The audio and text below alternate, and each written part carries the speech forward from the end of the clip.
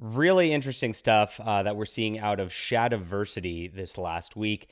I don't see a lot of people talking about it, and that's why I'm going to highlight it on the channel. That's kind of what we do here, is we talk about the culture war items that really get overlooked by other people, like in comics, sci-fi, board games, all over the map. And for some reason, Shadiversity's just been rocketing to the moon with this book, Shadow of the Conqueror, the comic. And I don't really see it being talked about. And so we're going to do it. Hey, Culture Warriors, stay tuned. We're going to tell you exactly what's going on, why this is awesome, in just a moment. If you guys are new to the channel, my name is John Delarose. I'm a #1 best-selling author, an award-winning comic creator. I've made a bunch of my own books, just trying to make my way up the YouTube totem pole here.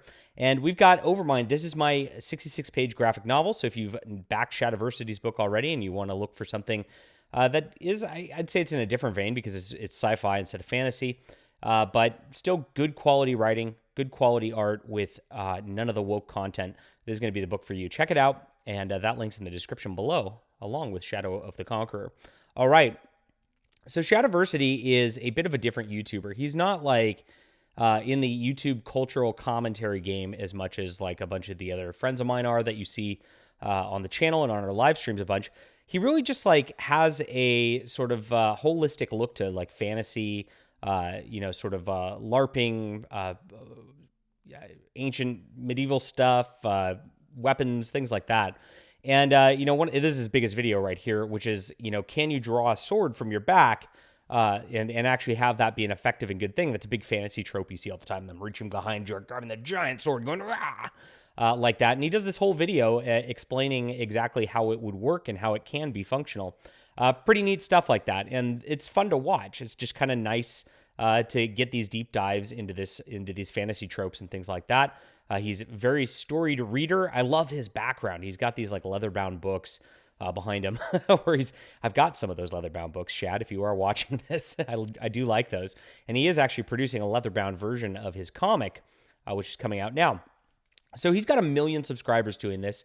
And I know the guy is really opposed to the woke content. Also, he's not really a political channel, but you can just tell that he cares about the craft of writing. He cares about the history. He cares about the authenticity of things. And when you got that going on, that's anti-woke these days. Let's call it a dog whistle. It means he's not out there just going, diversity and inclusivity and Lord of the Rings Amazon, or anything like that, which, pretty much puts him on our team by default, because we want good things out of our culture. We want positive things out of our culture.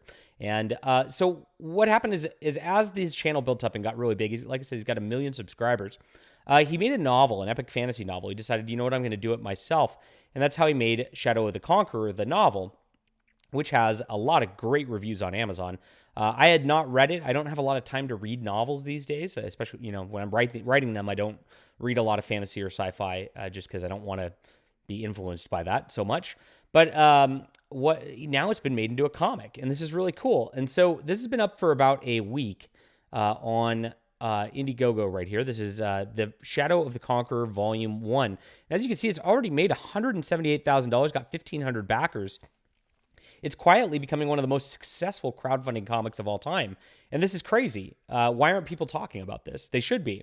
So full disclosure, Mike Miller, who does the art for this, is a friend of the channel. He streams with me periodically. I'm not paid to do any of this or anything like that, but I do like Mike. And he is doing the art for this and actually is adapting this with Shad's help from those comics, or from his novel. So this is the first quarter of the novel. They're splitting it up into 4 to do it sort of justice in graphic novel format. And it's a really cool thing. So I actually got to read a advanced copy of this. And what I read out of this was an awesome, awesome fantasy story. It's basically, there's this like guy who like was an evil tyrant. He took over the world, etc. And he like kind of tries to hero himself. And then he comes back and he ends up being a young boy again, kind of with all of his knowledge and all of that. And he's trying to make things right. He's trying to be the hero to kind of undo all the bad things that happened under his watch before. What a neat premise and setup. That's why it's called Shadow of the Conqueror. So he's the shadow of that conqueror.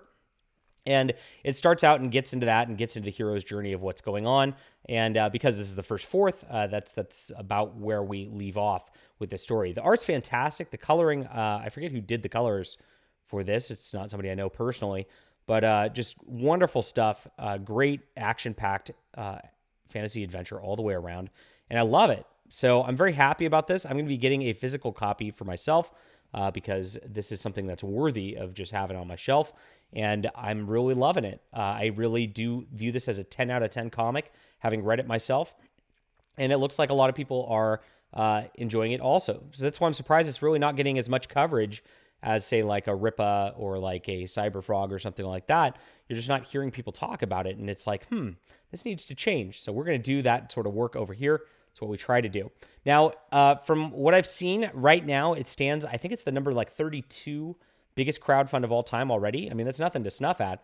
But I think by the time this gets going and gets kind of completed, that we're going to see it reach pretty high heights, and we're going to be checking that out as this goes along. All right, let me know what you think about this. Leave a comment down below. I'd love to hear from you. If you're new from the Shad channel, hit the like and subscribe button.